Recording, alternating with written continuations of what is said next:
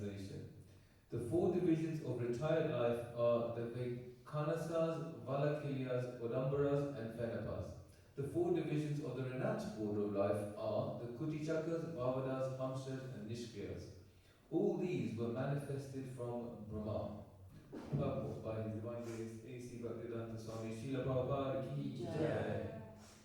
The Varnashram Dharma, or the institution of the four divisions and orders of social and spiritual life, is not a new invention of the modern age, as proposed by the less intelligent. It is an institution established by Brahma from the beginning of the creation.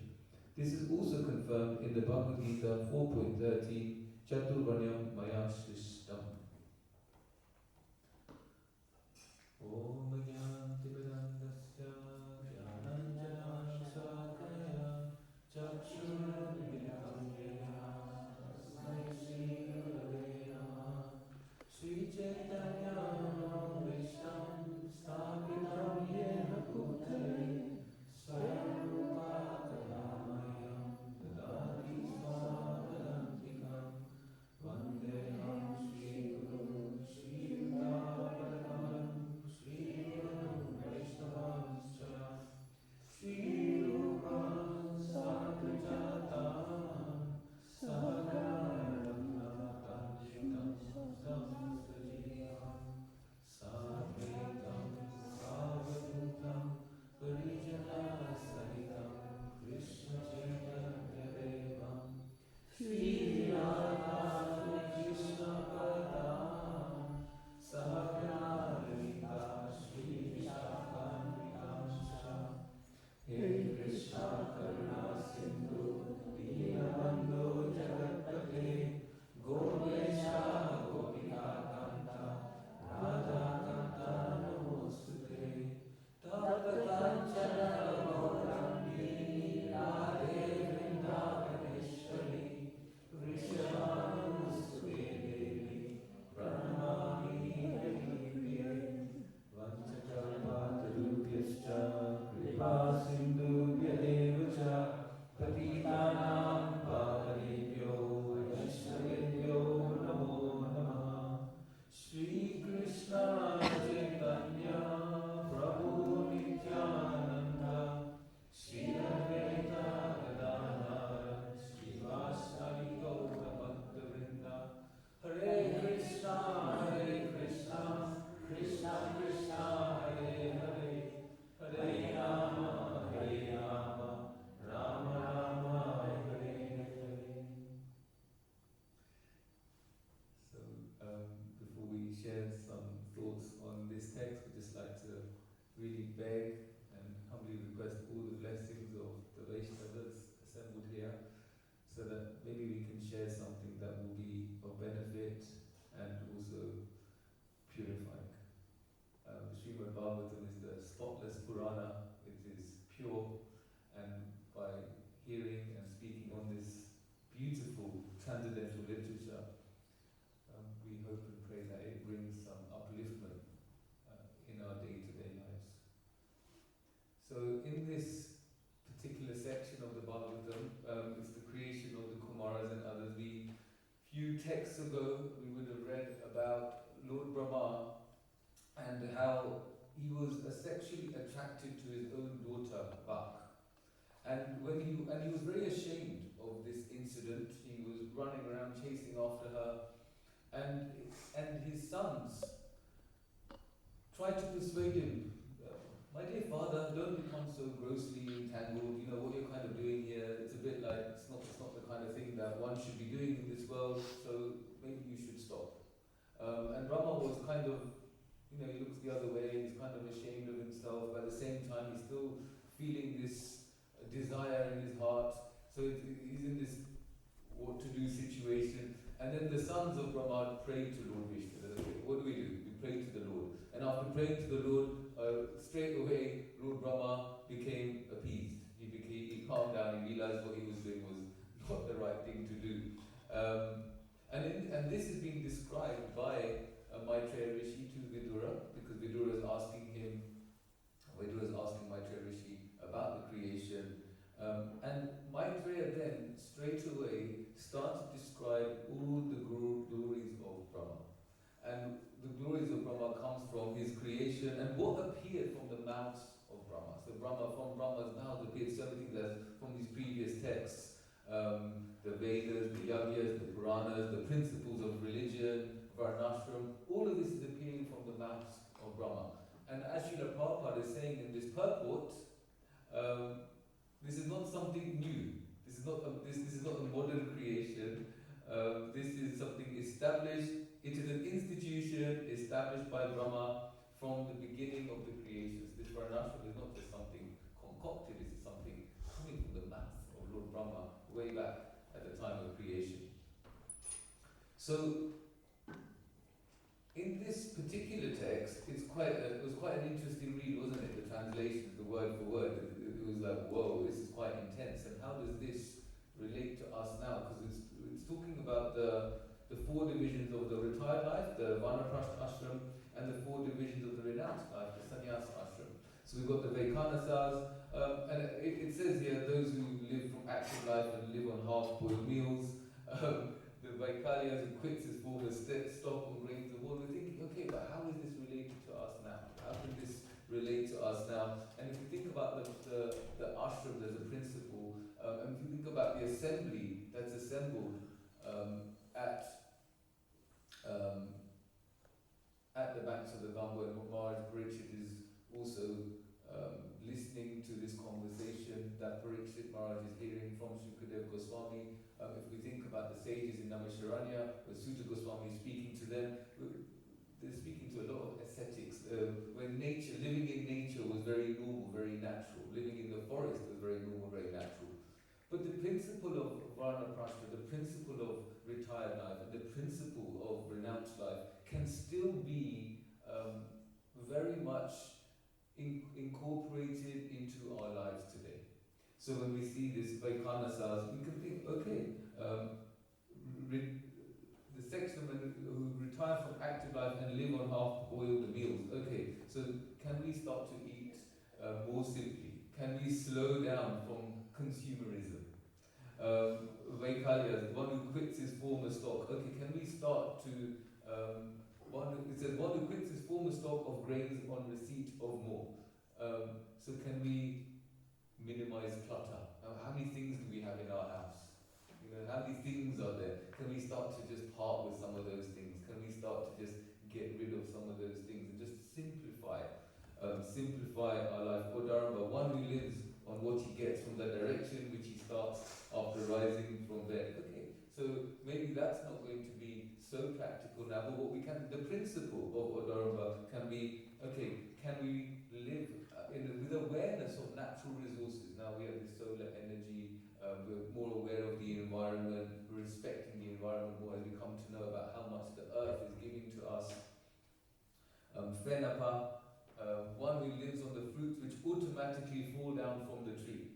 So what's the principle of one who, of course we're not going to sit under a tree and maybe wait for an apple to fall down and that will be our day's prasadam, but we can still be understanding the principle of, can we accept what comes to us naturally?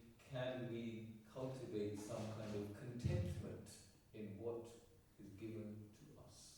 And this is the stages of retired life, the stages of that Vanaprastha life, that we come to this place where, okay, Krishna has a plan for me. Can I accept the plan of the Lord and become satisfied? Can I get this judaya, the satisfaction within my heart of what has been given to me, and not live in envy of what others have and I wish I had because I wish I was them and I'm just not satisfied with who I am.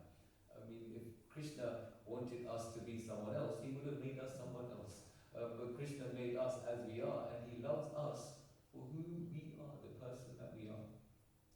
And then in this verse, it also talks about the divisions of the renounced life, Kutichakas, Bhavadas, Hamsas, and Nishkriyas. Again, so we're thinking about the stages of sannyas, the stages of renounced life. So Kutichaka, start the austerity, the deep study, the meditation. Bahudaka, begging door to door. The Hamsa, starting to preach as they go door to door. And then the Nishkriya, if you like, the most advanced, attained self-realization. Maybe the Paramahamsa stage. So when we think about these stages of sannyas, we think about these stages of renunciation. Ultimately, renunciation is not an external thing. It's not an external practice. Okay, now I'm going door to door. I made it to the next stage, and now I'm preaching. I made it to the next stage, and now I'm a Paramahamsa. It's not about these external stages. That what am I doing if I got to the next stage? Because this is what I'm doing. It's about who we are. It's about what's going on in our inner world, our inner cultivation, our inner spirit, more than what we're doing externally. More than what we're doing externally. That's what's really important. When we are with the devotees, when we're with devotees, and sometimes the devotee may come to us with some problem. A devotee may come to us with some situation that they've occurred, and they're quite distressed, quite sad. Are we just thinking, what can I do right now? Or actually, if we just sit and we're just with that person, and that devotee can just feel that this person is with me, this person is here for me right now. And just by being, just by coming into our being, we can actually really help someone. Lord Chaitanya, he was in Benares, he was in Varanasi. He went to, he was actually being criticized by the Mayavadi sannyasis. And then he went off to Mathura, went to Vrindavan, and he thought, okay, I'll deal with this when I get back. So, sometimes it's like that. We're being criticized, or and we're thinking, okay, now's not the time. And the problem with us is, even if now is not the time, because our ego has been so bashed, we make it the time right now, even if it's not really the time. Even if like Mangal Arati was about to start, and someone did something or said something. Hey, Prabhu, hey, did you really do that? Did you really take that barfi from my locker? It's like, what happened? How could you do that? And sometimes we can become so disturbed, and we don't think about what is now the right time to deal with this disturbed situation. And sometimes we need to just create some space. Just create a bit of space between the triggering moment and the time we respond. And that space has to be cultivated internally. That's the mode of goodness. That's Sattva Buddha. Actually, can we take some time to think and reflect before responding? Mode of passion, Rajagun, is, okay, let's not think, let's just act, let's fight. Let's get into this. And Tamal is just to go mad, just to go crazy. So Lord Chaitanya, he's in Benares, and one Brahmana approaches Lord Chaitanya, and he says, can you come to this gathering? It's a gathering of all the sannyasis. I know you usually don't come. Lord Chaitanya, you didn't associate with the sannyasis, the Mayavadi sannyasis. He was with Chandrasekhar, he was with Sanatana Goswami. That wasn't really, he didn't want to hang out with the Mayavadi sannyasis. But at that time, the Brahmana came to him, even though he kind of thought the Lord might say no, because he usually says no, but something within the heart of the Brahmana said, I need to ask Chaitanya Mahaprabhu if he'll come. And Lord Chaitanya agreed. He said, okay, I'll come. And Krishnadas Kaviraj Goswami explains that actually to give mercy to the Mayavadi sannyasis, he went. So he goes to meet the sannyasis in Benares, headed by Prakashananda Saraswati. And there's 60,000 sannyasis. So imagine a hall, this big hall in Kashi, this massive hall. And imagine 60,000 people, and they're all sannyasis. Like, you can't even imagine 1,000 people. Like, it's just way gone, right? Even if you close your eyes and think about 60 sannyasis, like 60 of them, and some will pop up into your head, okay, Maharaj, Radhanath Maharaj, Giriraj Maharaj, Sachinanda Maharaj. You just think of different Maharajas, different sannyasis in the room, and then there's 60 of them, and then there's 600 of them, and then there's 6,000 of them, and there's 60,000 sannyasis in this room. And Lord Chaitanya walks in. He's like, Namaskar Gela. He pays obeisances to all of them. Pada Prakshalane, and then he goes and washes his feet. Pada Prakshalane Kori, Vashila Shishtane. So he goes and washes his feet. So all the sannyasis are there, Prakashananda Saraswati there, and he goes to the side where he washes his feet, where everyone went to wash their feet before sitting sitting down, and Vashila Sheshtane, he just sat there. So he didn't sit amongst all the sannyasis, he just sat where people go and wash their feet. That's where he went and sat down. This is the humility of the Lord. This is what's going on in the inner world of Lord Chaitanya. The sannyasi, we could say the Lord who is playing the role of the sannyasi, he has this much humility. And this is the humility that melted the heart of the sannyasis in Benares. It said that Lord Chaitanya was sitting, and as he was sitting, this glow started to appear. Vashila Karila Kichu Aishwarya Prakasha, this Aishwarya, this glow started to come. Mahateja Maya Babu, Koti Surya Bhasha, this Mahatej, this glow started to just come out of Lord Chaitanya, and Koti Surya Bhasha, like it was millions and millions of suns. Millions and millions of suns were glowing, and Lord Chaitanya is glowing, glowing, glowing, glowing. So he's in this most humble place, the place where Pada Prakshalana, where people are sitting and washing their feet. That's where he's sitting. But he's glowing. He's glowing. And all the sannyasis, first they're murmuring to each other, like, can you just imagine, there's 60,000. Okay, who's this sannyasi? He doesn't really hang out with us. He's just got dancing around, and now he's going to sit over there. He's just sitting over there. I think that's where people wash their feet. Why is he sitting over there? The sun, Koti Surya Bhash, millions and millions of suns are glowing from the effulgent body of Lord Chaitanya, and everyone's becoming attracted. Everyone's like, wow! Imagine for a Mayavadi to see the light. Talk about bridge preaching. When we do bridge preaching, like we do yoga preaching, we do preaching to different types of people according to we do corporate preaching. Okay, these are the business people, we need to preach in a certain way to them. So Lord Chaitanya knew what he's doing. What do the Mayavadis like? Light. So he didn't just give them like a flick of a switch, he gave them Koti Surya Bhash, millions and millions of sun. And where did it come from? Just himself. It's glowing from his own body. And they're kind of thinking, okay, like, why are you sitting there? Like, come and sit with us. Now they're attracted to him. First, what's melted their heart is his humility. The humility of the Lord melted the heart of the sannyasis. And then what's really getting them is this light. When Lord Chaitanya met Rupa and Sanatan Goswami, he initiated them. And he said to them, from now on, Aji Hoite Dunanam, Rupa Sanatana, from now on, both of your names is Rupa and Sanatan. But Denya, Jani, Tomar, Denya, Fato, Maro, Man, that just give up your humility. Because your humility, Tomar, Denya, Fato, Maro, Man, is breaking my heart. They were just so humble. And because they were so humble, because of the humility of Rupa and Sanatan, when they met with Lord Chaitanya and he gave them their humility just melted his heart. And it was the Lord's humility himself that melted the hearts of all of these sannyasis. Even though externally these sannyasis are doing everything they're meant to be doing as a sannyasi, and the Lord, in their eyes, in some sense, was not doing what a sannyasi should be doing, their heart was melted because of what's going on in the inner world of the Lord.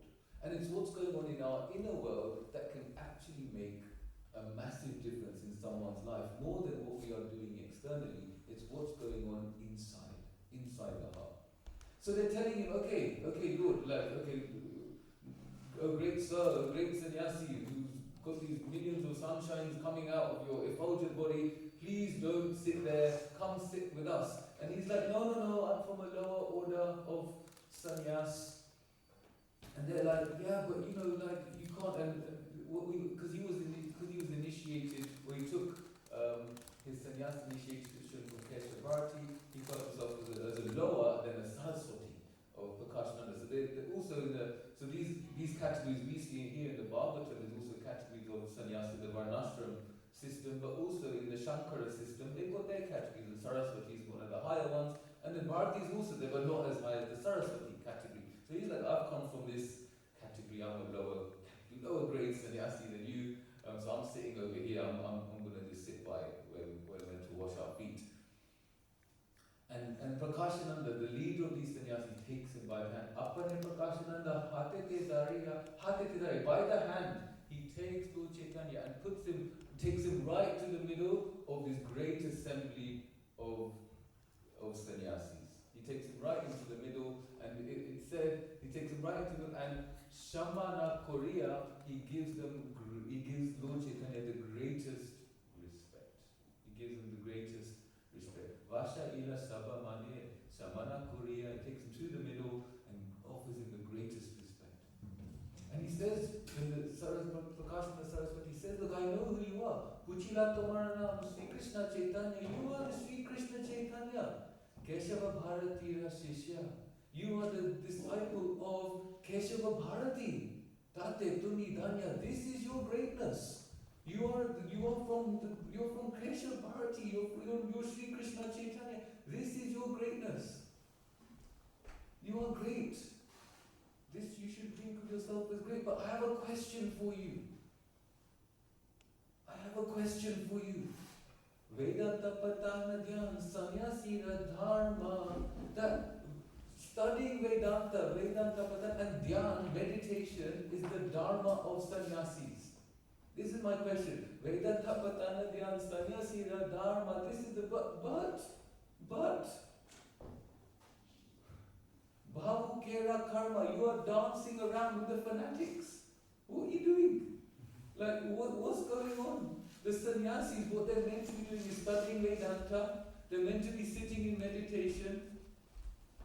But, Tahachari, you give all this up, and Bhavu Kera Karma, you're just doing this stuff that the fanatics do. You're doing this stuff, you're just dancing around like a fanatic. What's going on? In one sense, what kind of sannyas are you doing? Because sannyas dharma is not what you're doing. Sometimes we might think like this. We see someone in the temple and they're doing some funny dancing and you're thinking, that's not how Prabhupada taught us the Swami step. We know how we're meant to be doing. And we might just start to judge others by what they're doing externally. Just like, okay, they're just not doing things as per the book. They're like, that's not what it's meant to be. So we start to judge, okay, and this is what's happening. Lord Chaitanya is dancing around, like a fanatic, and they're thinking, okay, he's not quite doing things properly. And when we see this, maybe this devotee is a bit spaced out. Sometimes we give them a more transcendental name. Oh, he's an avalut. We give them names like this. He's just a bit of an avalut. And we use that quite sparingly in ISKCON. But actually, avalut is such a great, like Lord Nityananda, an avalut. It's just full of transcendental love for the Lord. And we kind of use that term in ISKCON, kind of like someone who's just not following the rules. But avalut is someone who is actually beyond the rules, really, really, because they're just transcendently mad after Krishna. So they're like, why are you doing this? Why are you dancing around like a fanatic? And Lord Chaitanya, again, just from his inner humility, he says, well, I asked my spiritual master if I can study the Vedanta, and the spiritual master says to me, Murkha Tumi, you are a great fool. Murkha Tumi, Tomara Nahika Vedanta Adhikar. Tomara Nahika Vedanta Adhikara. You do not have the Adhikar to study Vedanta. You don't have it.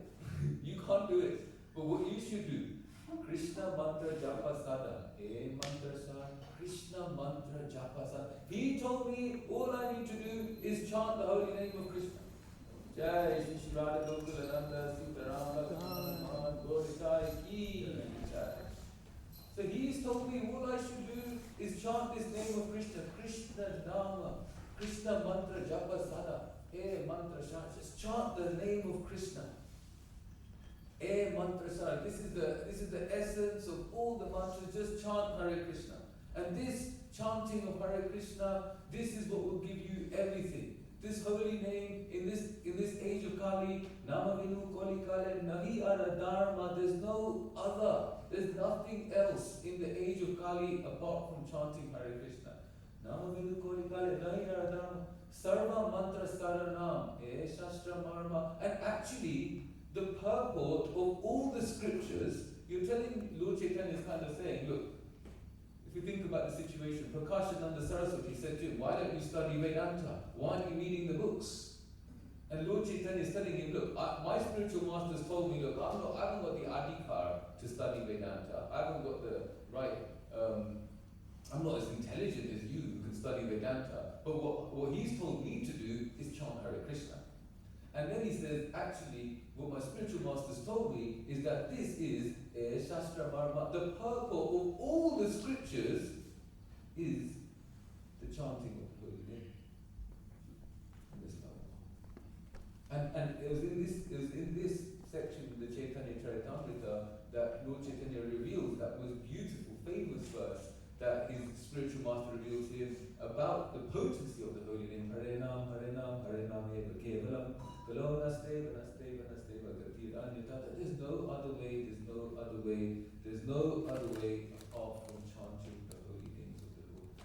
And what's getting the sannyasis here, what's getting these 60,000 sannyasis headed by Prakashananda Saraswati, isn't what Lord Chaitanya is saying about the holy name. It's the humility of Lord Chaitanya. And because of his humility, everything he's saying is penetrating them right in the core of their heart. So it's not what he's saying, it's the person he is. And because of the person he is, whatever he's saying is having an astounding effect on their life. It's having a massively potent effect on what's going on in this assembly because of the humility of the Lord. It is this humility that attracts the Lord to the devotees, attracts the devotees to the Lord. It's like when we just hear about Krishna being Parthasarathi, the chariot driver of Arjuna, it's like, oh my God, the Lord took this position for his devotee. Is that humble? Wow. I want a Lord like this. I want to become friends with this Lord because he really cares. He'll become a chariot driver for his devotees. He's willing to sit where people wash their feet to give them love of Krishna. This is the kind of Lord that we want to be. This is what attracts the devotees to the Lord. And he's telling Prakashananda Saraswati, look, my spiritual master told me about these. He's told me about the holy name. He's told me all I need to do is chant Hare Krishna. He's told me the glories of the holy name, that the chanting is the essence of all the scriptures. He's saying there's no other way, there's no other way, there's no other way. So therefore, Dhariya Dharite Nari Hela Unamata Hasi Kandi Nachi Gai Leche Madamata. I've gone mad. I'm dancing, I'm singing, I'm laughing, I'm going mad, and I can't do anything about it. And I'm going mad, I can't do anything about it. So I approached my spiritual master and I said to my spiritual master, Kiba Mantra Dila Kosani, Kiba Tarabala, that this mantra is so strong. What kind of mantra have you given me? Japite Japite mantra, Korila Pagala. That chanting this holy name, chanting this Hare Krishna mantra, Pagala, Korila Pagala. I've gone mad. I've gone crazy. So it's like, don't blame me. You're telling me I'm a Bhavukera, you're telling me I'm a fanatic, but I'm just doing what my spiritual master told me to do. My spiritual master told me to chant, so I started to chant, and I'm going mad, I'm dancing, I'm laughing, I'm singing, I'm even asking him what's going on, and I'm telling him that I've gone crazy. What to do?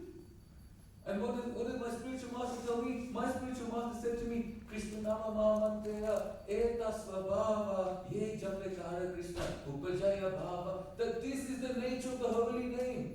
That actually if you chant this holy name, Upajaya Bhava, the Bhava comes, the love starts to come. You won't be able to help it. So Lord Chaitanya is telling the spiritual master, I've gone mad. The spiritual master is saying to Lord Chaitanya, yeah, you're going to go mad.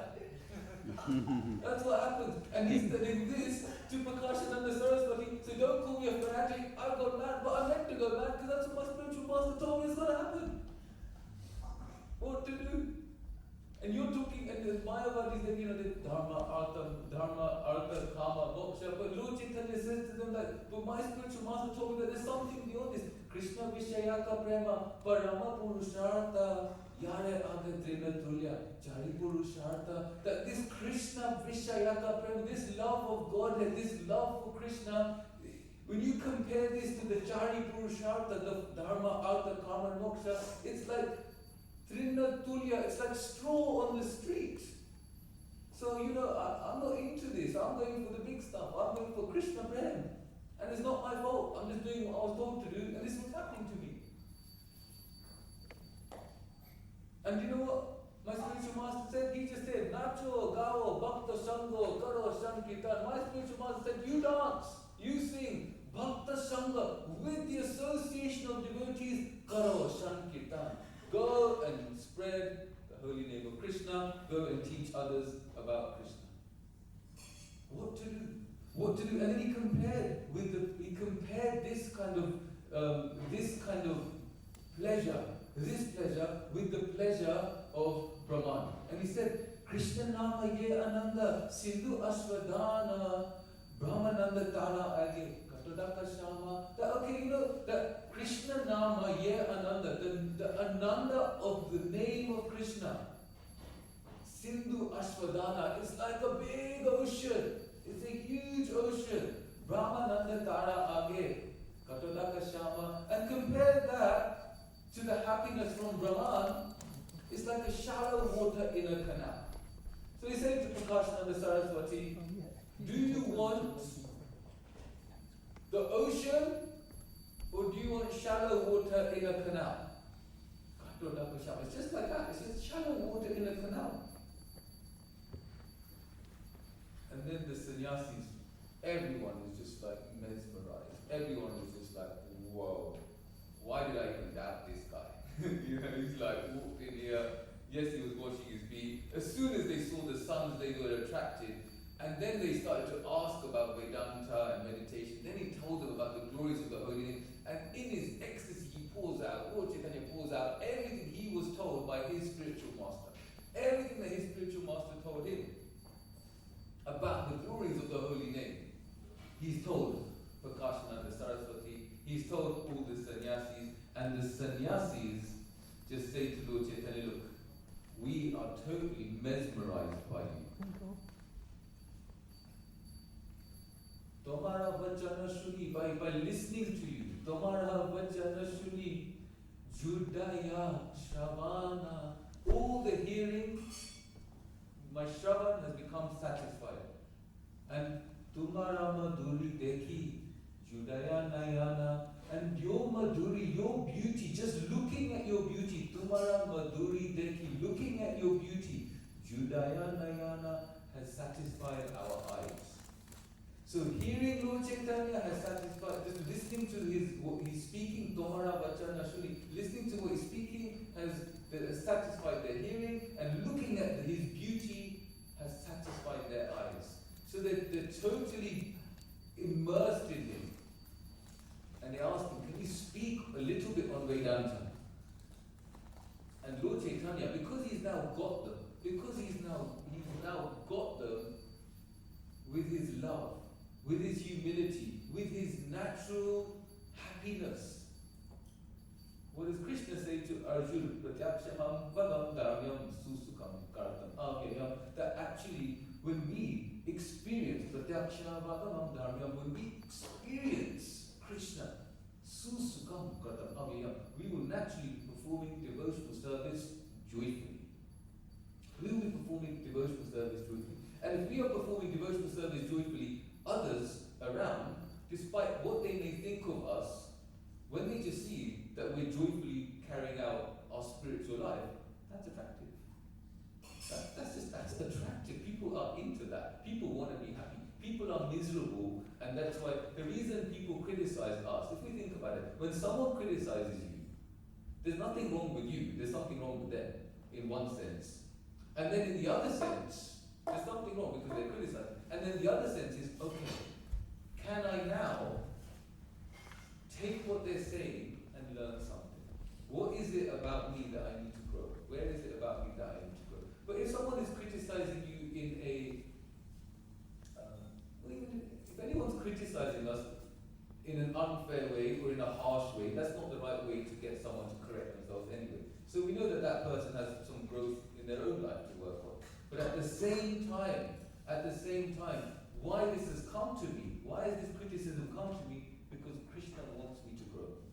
Krishna wants me to learn something. And what is it I need to learn? What is it? There's something here for me. But at the same time, we don't have to take the criticism in the manner in which it was given to us in a very how to say, literal way. All the other things that make all the packaging sometimes that comes to us with the improvement that we can make might not be so helpful. So we can ignore all of that and just go to it. Okay, maybe I just need to work on the way. Maybe my tone of voice isn't so good. Okay, so maybe I need to work on my tone of voice. But that doesn't make me all the other things that that person may have said about me. There's always something we can get from it. And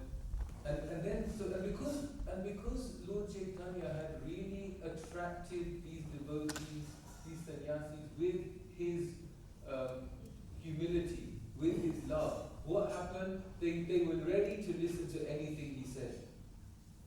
They were ready to listen to anything he said. And what did Lord Chaitanya say? He said, look, you guys, this Mayavad philosophy is totally degraded. It's totally degraded. And by the way, not only is the Mayavadi philosophy degraded, Shankaracharya, he wasn't really giving you the right stuff. It wasn't, and he even says to them, it wasn't Shankaracharya's fault. It's not Shankaracharya's fault because he was just doing what he was told to do by the Lord. But what he gave you was a load of rubbish. And your whole Mayavadi philosophy, that's also a load of rubbish. And they're all listening to him. And they're not offended one bit. Because they were attracted to him first. So before, if we really want to help someone with their theological misunderstandings, if we go straight in, what's going to happen? They're going to just reject you. But Lord Chaitanya took his time. Lord Chaitanya sat with them. Lord Chaitanya displayed how joyful he is. He displayed his care for them. He took the humble position. Lord Chaitanya became attractive for them to hear him, for them to see him, for them to be with him. And then he gave them the juicy stuff. He gave them the sauce, as we call it. He gave them the sauce. Sometimes we can become so attached to our ashram, sometimes we can become so attached to our position that we actually miss the point. And that's what he was kind of trying to tell the sannyasis, that you're kind of missing the point. Like you're good, like you're renounced and you're sannyasis, and that's great. But the point is Krishna Prema. Krishna Prema, like this is what you need to do with the adhika that you have. So if we get to know our inner world, if we get to really think about inside myself, what's going on for me? And once we can start thinking about what's going on for us, we become less critical of others. Because we start to see, actually, why is it that I'm getting affected by what that person did? Why is it that I'm getting so hurt by what that person said? Why is that happening to me? And we'll only really get to this if we're ready to go in. Are we ready to work on our inner world? Or is it that we're just going to live our life blaming others? Because this devotee said that to me, that one said this to me, no one gave me a chance to do this, and no one gave me a chance to do that, and I could have been this, but now I'm just this. And it's their fault, that one's fault, everyone else's fault, but nothing's my fault. And if we live our life like that, we're not going to have that susukam. We're not going to have that joy. We're not going to be able to perform devotional service with that joy. But when we start to go in and start to think, actually, yeah, why does that bother me so much? Why does that get to me so much?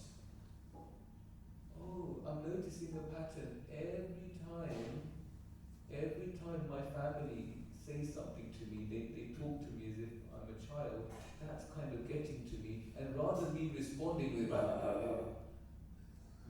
which can happen, we get, if someone talks to us like we're a little kid, it's what happens sometimes, we just respond like a little kid. It's like you talk to like a 5-year-old and you're getting upset, so what do? You respond like a 5-year-old.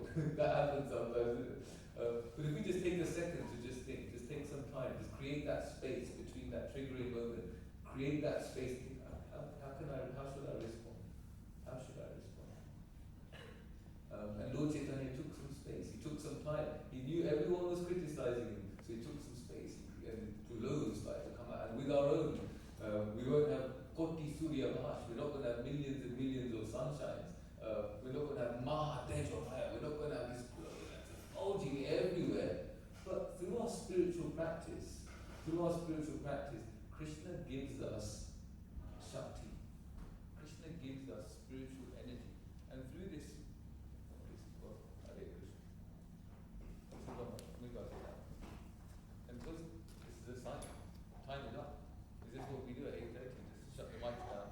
It's a good idea, actually, isn't it? Okay. Hare Krishna. Maybe it's the speaker. So, anyway. Thank you. Ram Lakshman is here, so everything gets fixed just from his mobile phone. And actually, I was thinking when we were in the kirtan, when we were doing Guru Puja, we were in the kirtan, and I was just thinking that the plan was to speak about the glories of the holy name and how it's so much more important than everything else. And when Ram Lakshman was singing, I was just thinking, I just hope this singing doesn't end ever. He was just singing so beautifully, and I even said to him, like, the sign went up at 8:30 class, and I went up to her, no, don't worry about that. You keep singing because this is beautiful, and actually. And this is actually what Lord Chaitanya is saying, this chanting of the holy name, when we can just chant the holy name, especially Bhakta Sangha Koro Sankirtan, when we can chant the holy name with the devotees, there's nothing better. It's just so beautiful. So with that, maybe we'll end here. If anyone has any comments, questions, corrections, it would be lovely to hear your thoughts, realizations. Anyone like to share anything, please? Yes, Mataji.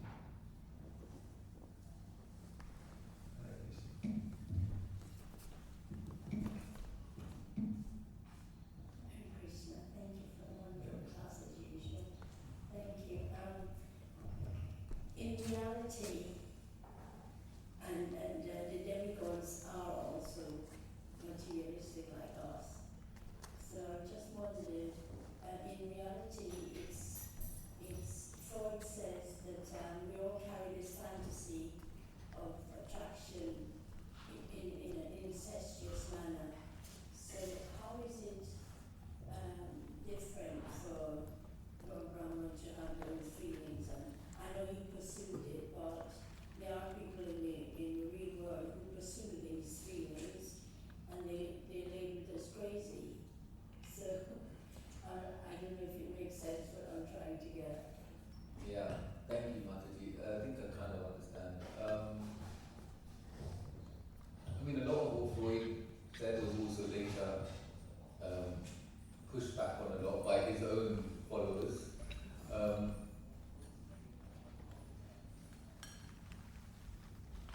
I think when we're reading the Srimad Bhagavatam, the essence of the Bhagavatam is, if we look at throughout the pages of the Bhagavatam, what I've noticed, what I keep thinking, and whenever I read anything is that there's some great personality is making a mistake, and that same personality reaches perfection.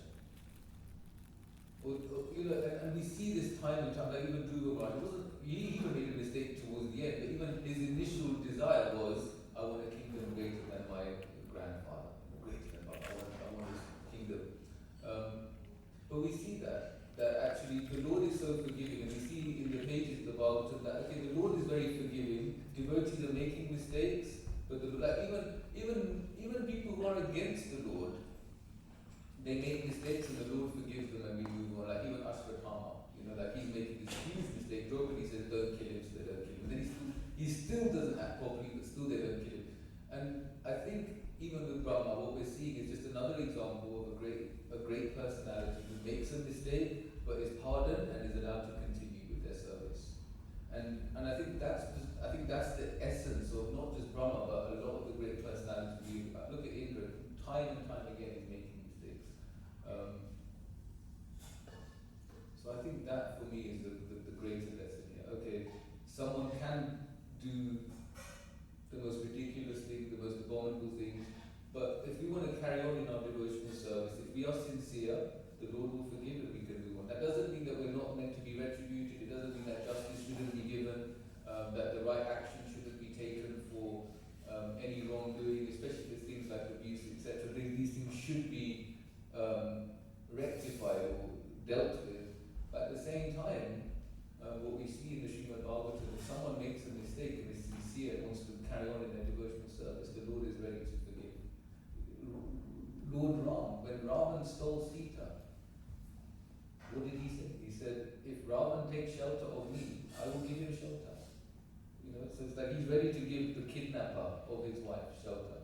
He's ready to forgive on that level. So I think that for me is the main thing there with Ravan. Does that make sense? Ram,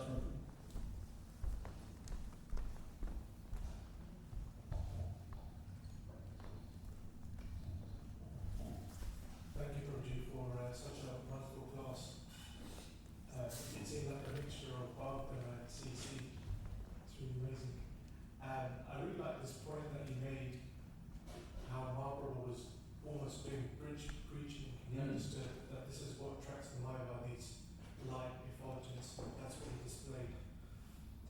And I was just thinking that yes, this is the best way of bridge preaching. It's where you don't compromise, you don't change. But in some sense, you kind of adapt to the audience. But then I thought actually, Mahaprabhu in one sense, he did change. It wasn't at that moment that he changed, but earlier on that he did take sannyas so that people respected him, like sannyas and Mayavadis. So all those things that, that for corporate preaching, given events, it always seems like a person has to adapt in some way to relate to those people. I was wondering if you could touch on that. Yeah. I mean, what comes to mind is Jankina Prabhu on the streets, and he'd like start doing magic tricks, and then he'd get them to take a book. You know, so it's like, okay, I'm going to do something, I might have to adapt something, but I'm not adapting something internal, I'm just changing something external. I'm changing something external to attract someone, and then I'm going to give them the inner world, and so he'll be giving out the Bhagavatam, or he'll be giving out Bhagavad Gita. Lord Chaitanya is giving them Krishna Prem, and he might be attracting them with something else. So like even these other events, you might have it in a certain place, you might not, you might dress in a suit and tie. So externally you may change something, but internally what we're giving them the opportunity to connect with Krishna. I think that's what comes. Yes? No, good. Yeah, very good point.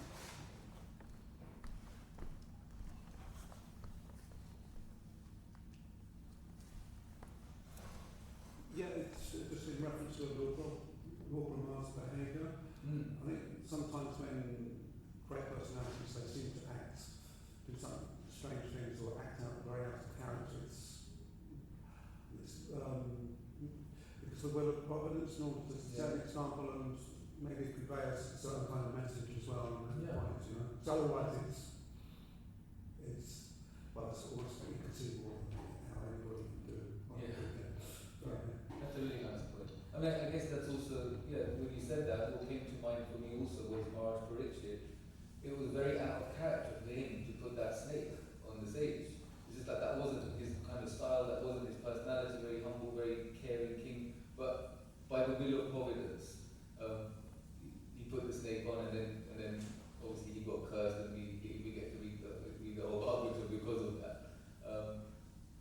So I guess there's always this thing about the lesson, the will of providence, or should we say the will of Krishna, the will of the Lord, how we can accept our fate, and how we can learn from our lessons. I think the other thing that also comes to mind while we're speaking is